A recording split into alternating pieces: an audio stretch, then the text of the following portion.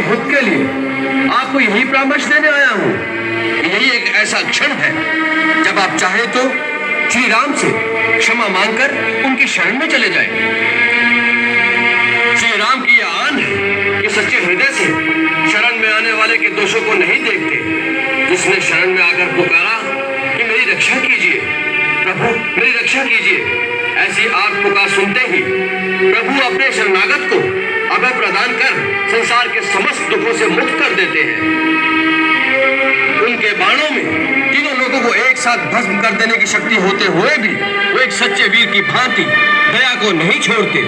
इसलिए आप मेरी मानिए, इसी समय गले में कुल्हाड़ी डालकर और दांतों में तिनका दबाकर अपने समस्त कुटुंबियों के साथ श्री राम की शरण में जाकर माता जानकी को बड़े आदर के साथ उनके पति को लौटा दें।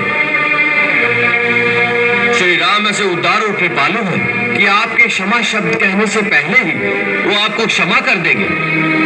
अच्छा, हमारे क्षमा मांगने पर वे हमें क्षमा कर देंगे, इस बात का तुम हमें विश्वास दिलाते हो? हम सीता को लेकर अपने कुटुंब सहित दांतों में तिनके दबाए उनसे क्षमा मांगने के लिए इतनी दूर उनके शिविर तक जाएं और वे हमें क्षमा न करें और बंदी बना ले तो सारा जग हम पर हंसेगा। इस बात का विश्वास हमें कैसे हो? जिसे प्रभु पर पूर्ण विश्वास नहीं होता उसे प्रभु की प्राप्ति कभी नहीं हो सकती। आपको आश्वस्त करने के लिए मैं इतना बता दूं कि जब वानर सेना ने सुसज्जित होकर लंका को चारों ओर से घेर लिया और सब लंका पर धावा बोलने के लिए श्री राम प्रभु की आज्ञा की प्रतीक्षा कर रहे थे, तो उस समय उन करुणा के सागर ने मुझे बुलाकर स्वयं कहा कि जाओ रावण से जाकर कहो कि मैं युद्ध की ज्वाला में लंका की निर्दोष प्रजा की आहुति नहीं देना चाहता। यदि वो जानकी को पूरे सम्मान के साथ मेरे हवाले कर दे तो मैं अभी उसे क्षमा कर दूंगा और लंका से वापस चला जाऊंगा। मैं शांति चाहता हूँ, तुम मेरे शांति दूत बनकर महाराज रावण के पास जाओ। यह बात राम ने स्वयं कही? तुम मुझे मेरी सीता दे दो, मैं वापस चला जाऊंगा। मैं युद्ध नहीं करूंगा, मुझे शांति चाहिए। जी महाराज, उन्होंने स्वयं कहा था। यही बात तो हम तुम्हारे मुंह से सुनना चाहते थे। यही बात राम ने कही कि मैं युद्ध नहीं करूंगा, मुझे शांति चाहिए।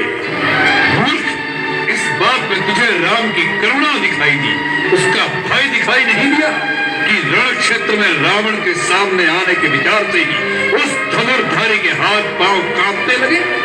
जिसकी प्रिय पत्नी को कोई हर के ले गया हो, उस शत्रु के लिए इतने महीनों से उसके रक्त में प्रतिशोध की कोई ज्वाला नहीं भड़की, तो फिर वो क्षत्रिय का रक्त नहीं होगा। वो तेरा परम वीर जो भिखारियों की भांति हमसे सीता की भीख मांग रहा है, उससे जाकर कह दो कि सीता कोई भिक्षा में देने वाली वस्तु नहीं है। ऐसे अनमोल रक्त को तो अपने बाहुबल से जीतना पड़ता है। माता सीता को उन्होंने अपने बाहुबल से ही जीता था। महाराज, शायद आप भूल गए कि वो शिव धनुष जिसे श्री राम प्रभु ने तिनके की भांति उठाकर तोड़ दिया था, उसी धनुष पर अपने बाहुबल की परीक्षा करने कभी आप भी गए थे और सुना है वो आपसे उठाया भी नहीं गया था।